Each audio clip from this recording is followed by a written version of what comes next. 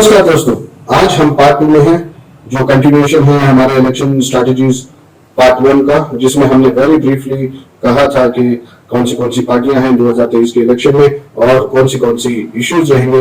वहां पर मैंने पहला मुद्दा कहा था बेलगावी बॉर्डर इशू, जो हम ऑलरेडी डिस्कस कर चुके हैं पार्ट 1 में। अगर आपने नहीं देखा तो इस वीडियो में लिंक में दिया जाएगा, आप उस पार्ट 1 को देख लीजिए। अब हम बात करेंगे जो बाकी बचे हुए इश्यूज की, जिसमें हम बात करेंगे करप्शन की, जो बहुत ही बड़ा सरदर्द बना बीजेपी सरकार के लिए, और इस इलेक्शन में उनके हार की बड़ी वजह भी एक हो सकती है। तो करप्शन कर्नाटक में कहां से शुरू हुआ, ये हम वेरी डिटेलली समझते हैं। इस वीडियो को पूरा देखिए ताकि आपको इस सारे 2023 के इलेक्शंस के मुद्दों में आपको समझ में आ जाए कि कौन से मुद्दे हैं। तो इसमें पहला मुद्दा था बेलगावी बॉर्डर इशू और दूसरा मुद्दा है करप्शन, जो बीजेपी को दीमक की तरह खाया जा रहा है। तो ये करप्शन का मुद्दा शुरू कहां से हुआ? ये शुरू हुआ एक आदमी से जिसका नाम था केम्पन्ना, जो कि प्रेसिडेंट था कर्नाटका स्टेट कॉन्ट्रैक्टर एसोसिएशन का। उन्होंने एक लेटर लिखा मोदी जी को और अलेज किया कि यहाँ कर्नाटक में कम से कम 40% कमीशन देना पड़ता है उनके कोई भी कॉन्ट्रैक्ट को पास करने से, उनके कोई भी बिल्स को क्लियर करने से, और ये गवर्नमेंट जो स्टेट गवर्नमेंट ऑफ कर्नाटका है ये उनसे चार्ज करती है कमीशन। तो इस मुद्दे को बहुत ही बड़ी तरीके से उछाला गया कांग्रेस की तरफ से, और इनफैक्ट उन्होंने पे सीएम एक कैंपेन भी चला दिया जहां पे उन्होंने एक स्कैनर लगाया था और हमारे सीएम की तस्वीर भी उस स्कैनर में थी। तो इस तरह से जैसे ही ये मुद्दा बढ़ता गया, एक और बड़ी बात हो गई जहां पे एक कॉन्ट्रैक्टर उडुपी में सुसाइड करता है और इसका पूरा श्रेय देता है के.एस. ईश्वरप्पा का, जो बड़े ही गद्दावर नेता हैं और हिंदुत्व की बात करते हैं बीजेपी के लिए, और उन्होंने उनको ब्लेम करके उसने सुसाइड कमिट किया और एक चिट्ठी में लिख दिया कि मैं जो भी कर रहा हूँ इसका पूरा जिम्मेदार के.एस. ईश्वरप्पा है। इसके लिए के.एस. ईश्वरप्पा को बहुत सारी तकलीफें झेलनी पड़ी और उन्होंने अपने यूनियन मिनिस्ट्री से रिजाइन भी कर दिया। ये अलग बात है कि उसके थोड़े ही दिन बाद के.एस. ईश्वरप्पा को इस केस से रफा दफा कर दिया, लेकिन उन्होंने इस विषय के लिए इलेक्टोरल पॉलिटिक्स से एकदम से रिजाइन कर दिया और उन्होंने कह दिया कि मैं आज के बाद कोई भी इलेक्शन नहीं लड़ूंगा, हालांकि मैं हिंदुत्व के लिए काम करूंगा। और इसी तरह बीजेपी के लिए उन्होंने काम करना चालू रखा है, लेकिन वो अभी कोई भी इलेक्शन नहीं लड़ेंगे। ये बहुत बड़ी एक घटना थी जिसके लिए कांग्रेस ने इस मुद्दे को बहुत उछाला और इस एजेंडे को सामने रखा कि ये यहाँ पे बहुत बड़ी स्कैम्स चलती हैं और यहाँ पे बहुत बड़ा जो है कमीशन की सरकार चल रही है, जहां पे 40% तक कमीशन देना पड़ता है। जैसे ही ये मुद्दा चल रहा था, उनके ऊपर एक और बॉम्ब पड़ा, करप्शन बॉम्ब, जिसमें एक नहीं दो नहीं 13,000 प्राइवेट स्कूल और अनएडेड स्कूल के रिप्रेजेंटेटिव्स ने एक लेटर लिखा मोदी जी को, और उस लेटर में वो कहते हैं कि unscientific, irrational, discriminatory, non compliance norms are applied only to private and unaided schools, and there is a lot of corruption in getting all the bills cleared and required permission for running a school in Karnataka. We would require PM Modi ji to look after the corruption that is going on while allotting any kind of permission to private schools. Just imagine 13,000 representatives लिखते हैं, एक नहीं दो नहीं 13,000, which is a very huge number, and they wanted CBI inquiry into the education ministry department of Karnataka. दूसरा मुद्दा है bitcoin मुद्दा, बिटकॉइन करप्शन मुद्दा। यहाँ पे हमको एक बहुत ही इंपॉर्टेंट इश्यू पे बात करना है, जो है बिटकॉइन मुद्दे की। बिटकॉइन मुद्दा, एक हैकर था जिसका नाम था श्री कृष्णा, उसने 31 बिटकॉइन चुरा लिए थे गवर्नमेंट वेबसाइट से। ये बिटकॉइन कहाँ से आते हैं? जो भी बिटकॉइन्स मिलते हैं स्टेट गवर्नमेंट को, वो सीज किए जाते हैं, सारे के सारे एक वेबसाइट पे रखे जाते हैं। उस वेबसाइट से एक हैकर उठा लेता है और उस बिटकॉइन को सेल कर देता है। जैसे ही हमारी जो लोकायुक्त पुलिस है उसको पकड़ती है, तो बीजेपी के थोड़े जो मिनिस्टर्स हैं उस आदमी को बचाने के लिए आ जाती है। तो इस विषय से लोग बहुत नाराज थे कि क्यों एक स्टेट ट्रेजरी से बिटकॉइन चुराने वाले आदमी को बीजेपी बचा रही है। तो ये सब करप्शन के मामले एकदम से उठा रहे थे, कांग्रेस हो या जेडीएस हो या कोई भी अन्य पार्टी हो, और करप्शन एक बहुत ही बड़ा मुद्दा बन गया बीजेपी की सरकार के लिए ये एक बहुत बड़ा हेडेक था। हो सकता है कि करप्शन की वजह से इस बार बीजेपी इस इलेक्शन में अपने अपने दामन को ना बचा पाए और ये सब जो कॉन्ट्रैक्ट्स और जो बड़े बड़े बिल्स हैं, ये सब कमीशन की सरकार इसको कहा जा रहा है, ये सबको इस इलेक्शन में बहुत ही बड़ा इम्पैक्ट होगा इस बार बीजेपी की सरकार के लिए। दोस्तों, अब हम बात करेंगे दूसरे मुद्दों की, जिसमें पहले आता है कम्युनल पोलराइजेशन। कम्युनल पोलराइजेशन एक ऐसा शब्द है जो बीजेपी के साथ साथ चलता है, जहां पे हमेशा से ही बीजेपी हिंदुत्व की बात करती है और दूसरे कौम के लोगों को का साथ छोड़कर जहां भी चाहो छोटी से छोटी कंट्रोवर्सी क्रिएट कर देती है। कम्युनल पोलराइजेशन में दो पॉलिटिकल एनालिस्ट हैं जिनका नाम है फनी राजन्ना और संदीप शास्त्री। ये दो पॉलिटिकल एनालिस्ट क्या कहते हैं कि इस बार भी, जैसे कि हर बार बीजेपी करती है, इस बार भी कम्युनल पोलराइजेशन में काम करेगी और बिना किसी वजह के हिंदू और मुस्लिम वोट्स डिवाइड करेगी और वोट्स का पोलराइजेशन करेगी। यहाँ पे हिंदुत्व के राइट विंग्स जो भी हैं वो हिजाब बैन का मुद्दा उठाएंगे, अजान का मुद्दा उठाएंगे, हलाल का मुद्दा उठाएंगे और जहां भी हो मुस्लिम के दुकानों को बाइकआउट करने का मुद्दा उठाएंगे, मॉरल पॉलिसिंग करेंगे मुस्लिम्स और क्रिश्चियंस के खिलाफ और दलितों के खिलाफ भी बहुत सारा प्रचार करेंगे। और इस तरह बम्बई सरकार को कम्युनल पोलराइजेशन करने की एलिगेशन हमेशा से लगती है और पता नहीं इस बार का ये कम्युनल पोलराइजेशन का मुद्दा चलेगा या बीजेपी के लिए काम करेगा या नहीं। ये एक बहुत बड़ी बात कहना चाहता हूँ दोस्तों कि चाहे जो भी हो जाए, चाहे जो भी कौम हो, उनकी कौम पर आ जाता है तो वो एक मैग्नेट की तरह होता है वोटर्स को ट्रैक करने के लिए, और इसी बात को बहुत अच्छी तरह से बीजेपी जानती है और हिंदुत्व पुल जिसको हम कहते हैं, उस हिंदुत्व पुल को अपनी तरफ खींचती है इस तरह के भड़काऊ भाषण देके, इस तरह के कोई भी कंट्रोवर्सी क्रिएट करके, ताकि वो एक इकट्ठा कर सके बीजेपी के जो कट्टर वोटर्स हैं, हिंदू वोटर्स हैं, उनको एकजुट कर सके। और जैसे ही ये पोलराइजेशन करके हिंदू के वोट को एकाग्रित करते हैं तो ये वोट इतने काफी हैं कि वो आराम से इलेक्शन जीत जाए, चाहे वो हिंदू के मुस्लिम्स के वोट ना चाहें, चाहे वो क्रिश्चियंस के वोट ना चाहें, दलित के वोट ना चाहें। इस तरह अगर वो करते जाएंगे तो वो आसानी से इलेक्शन जीत जाते हैं। एक तरफ के ईश्वरप्पा कहते हैं कि उनको मुस्लिम्स के वोट नहीं चाहिए और दूसरी तरफ BL संतोष जो कि इलेक्शन इंचार्ज हैं और पॉसिबल CM कैंडिडेट है, वो कहते हैं कि उन्हें लिंगायत वोट नहीं चाहिए। अब बीजेपी को ना मुस्लिम्स के वोट चाहिए ना लिंगायत के वोट चाहिए। इस तरह अगर कंट्रोवर्सी क्रिएट करते हैं तो आपको वोट किसके चाहिए, किसके वोटों से आप जीतेंगे, ये बात कहते हैं। हालांकि BS येडियुरप्पा ने इस बात का क्लैरिफिकेशन किया कि वो उनके पर्सनल बयान है और बीजेपी को सारे के सारे वोटर्स के वोट्स चाहिए और वो इन बातों पे नहीं मानते। फिर हम बात करते हैं रिजर्वेशन कंट्रोवर्सी की। जैसा कि आप सब जानते हैं कि अमित शाह जो कि पूरे देश के एक होम मिनिस्टर हैं, वो जैसे ही कर्नाटक में आते हैं वो 4% जो रिजर्वेशन था मुस्लिम्स का इन एजुकेशन सेक्टर, उसको एकदम से हटा देते हैं और कहते हैं कि ये टोटली अनकॉन्स्टिट्यूशनल। अगर हम डिटेल से इस बात को समझें कि गैर कानूनी यानी कि अनकॉन्स्टिट्यूशनल, BR अम्बेडकर ने भी ये वेरी क्लियरली कहा था कि there be no reservation based on any religion, but caste-based reservation can be there. तो इस मुद्दे को लेकर अमित शाह कहते हैं, उनके एक MP हैं जिनका नाम है तेजस्वी सूर्या, वो भी बहुत बड़े बयान देते हैं और बीजेपी इस रिजर्वेशन को टोटली बैन कर देती है और 4% रिजर्वेशन को लिंगायत को और दूसरे कम्युनिटीज में 2% करके बांट देती है।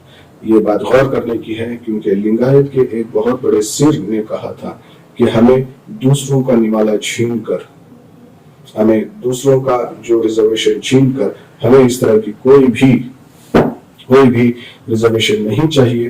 ये बहुत ही अच्छा मत के एक स्वामी जी ने कहा था, लेकिन इस पर सुप्रीम कोर्ट ने अभी फिलहाल एक रोक लगा दी है और इस मुद्दे को यहीं पे रोक दिया गया।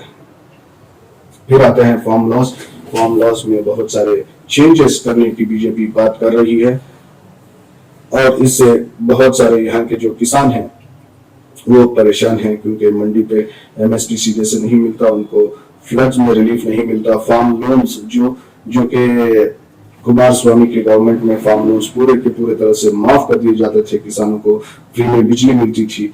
बीजेपी की सरकार उस पर कोई काम नहीं कर रही है, कोई भी जो किसानों का लोन है उसको माफ नहीं करती। लेकिन के जो हमारे कुमार स्वामी थे जेडीएस के लीडर, जैसे ही वो आते थे सारे के सारे लोन्स माफ कर दिए जाते। फार्म लोन्स को माफ करना नहीं करना ये एक कॉन्ट्रोवर्शियल इशू है इस मुद्दे पर, क्योंकि किसान इसका हो सकता है कि किसान इसका एक गलत इस्तेमाल करें। तो इसके लिए बीजेपी सरकार जो है इस बात को लेकर बहुत स्ट्रिक्ट है, वो कोई भी लोन माफ नहीं करेगी। ये दूसरा और सबसे बड़ा मुद्दा फिर से आता है, वो है नंदिनी और अमूल का। थोड़े दिन पहले अमित शाह कर्नाटक में आते हैं, एक रैली में कहते हैं कि because of centralisation we are going to merge Amul with Nandini.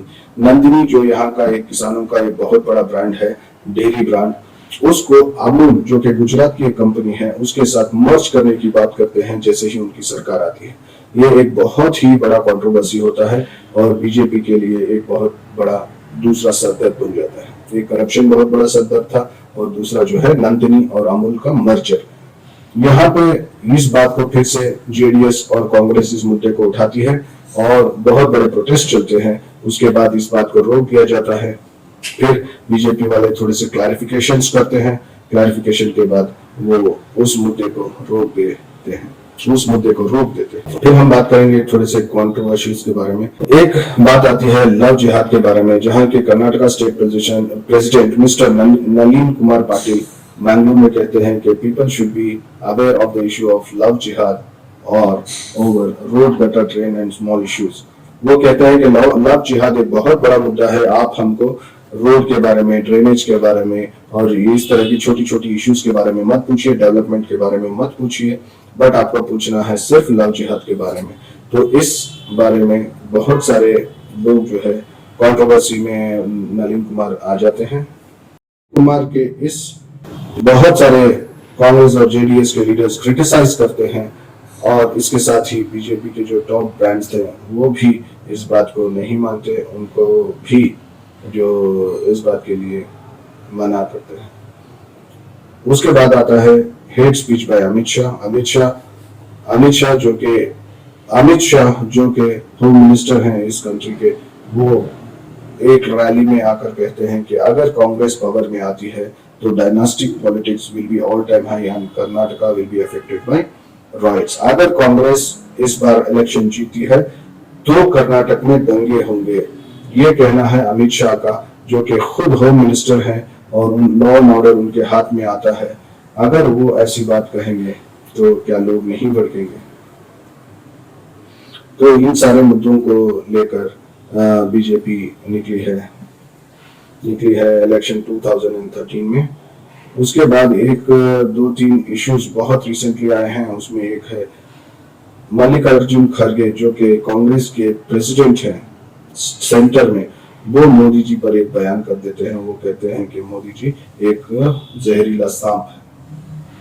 अगर इस तरह के बात मल्लिकार्जुन खड़गे करते हैं तो मोदी जी भी उनके बारे में बहुत सारी रैलीज में इस तरह के बयान को वो काउंटर अटैक करते हैं। एक बहुत बड़ा मुद्दा जैसे ही मैनिफेस्टो कांग्रेस का आया, कांग्रेस के मैनिफेस्टो में बजरंग दल को बैन करने की कांग्रेस ने बात कही और उन्होंने इक्वेट किया बजरंग दल को पीएफआई के साथ।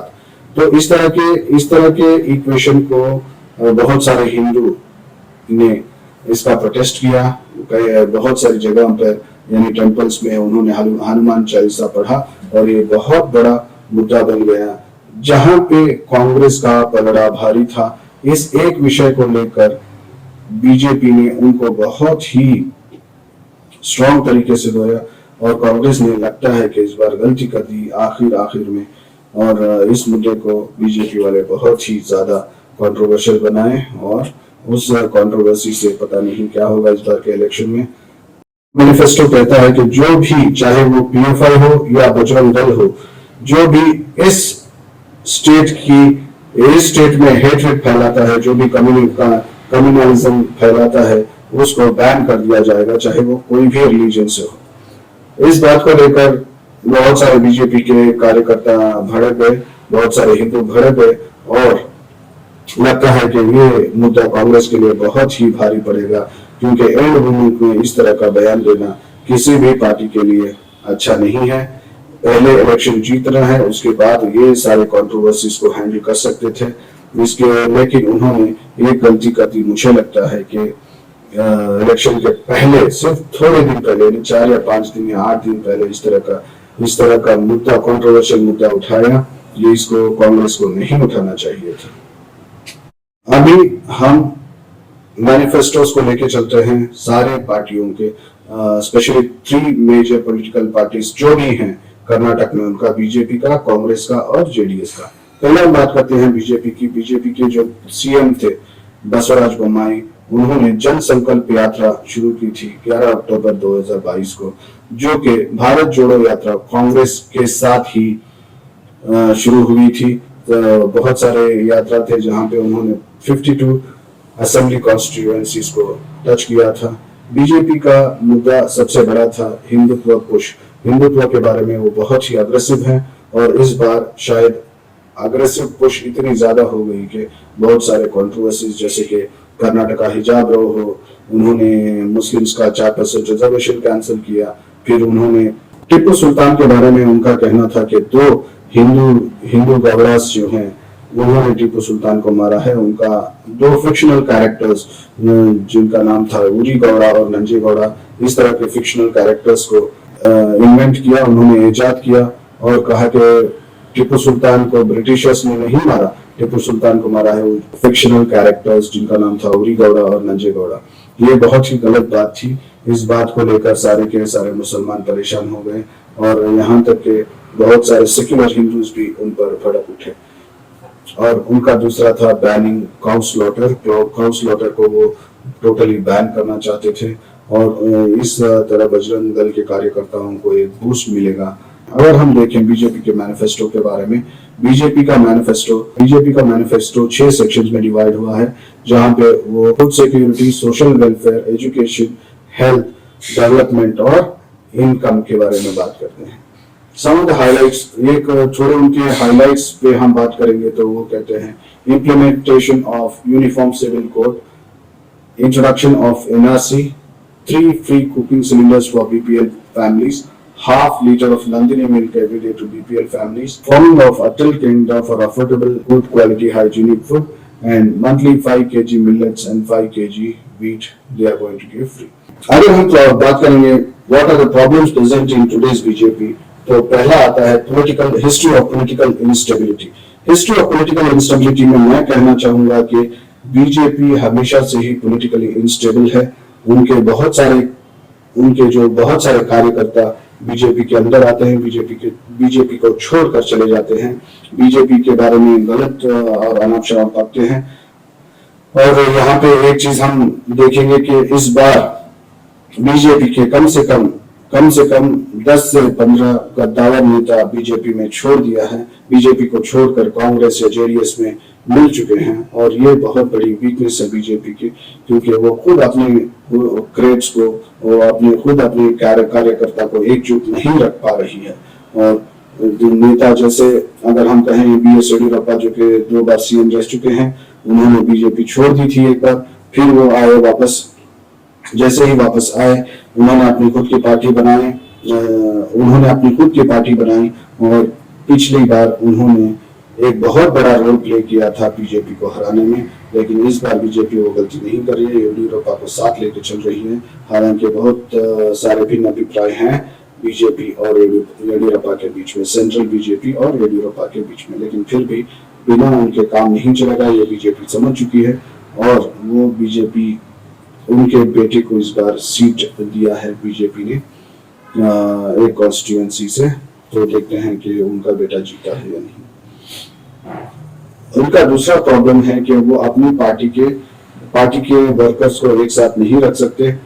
और बहुत सारे सीएम बदलते रहते हैं बीजेपी में। उनका एक कंफर्म सीएम फेस नहीं है और बार बार सीएम बदलते रहते हैं। कोई करप्शन चार्ज में जेल चला जाता है, फिर कोई नेता को बदल देते हैं।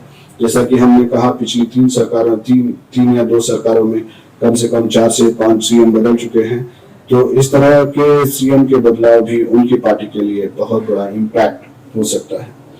और दूसरी बात है कि वो कांग्रेस को एक साथ होने से रोक नहीं पा रहे। कांग्रेस यहाँ पे अपनी पार्टी को स्ट्रेंथन कर रही है और बहुत सारे जो नेता हैं वो छोड़ के चले जा रहे हैं। मैं आपको एक बात बता दूं कि यहाँ पे जो बीजेपी की सरकार है, उनके जो इलेक्शन कोऑर्डिनेटर हैं इस बार, उनका नाम है BL संतोष, जो कि एक ब्राह्मण फैमिली से आते हैं। उन्होंने इस बार ऐसी स्ट्रैटेजी अपनाई है कि वो चाहते हैं कि बीजेपी को अगले 25 साल तक इस बीजेपी को स्ट्रेंथन रखे, इसकी ताकत ऐसे ही बरकरार रखे। तो इस प्रोसीजर में उन्होंने जो पुराने गद्दार नेता थे बीजेपी के, उनको टिकट नहीं दिया। इस बार बीजेपी ने 80 न्यू कमर्स को कॉन्टेस्ट के लिए टिकट दी है और जो पुराने नेता थे उनकी सीट को रोक दिया गया है। ये सेम मॉडल गुजरात में वर्कआउट किया था। बीजेपी बहुत ही बड़े पैमाने पे वोट जीती थी। यही स्ट्रैटेजी को, जो गुजरात मॉडल था, उसको इस बार बीजेपी काम कर रही है इस बार। तो वो क्या कर रहे हैं, जो पुराने जो भी नेता हैं उन सबको हटा रहे हैं और नया खून बीजेपी में लाने की कोशिश कर रहे हैं।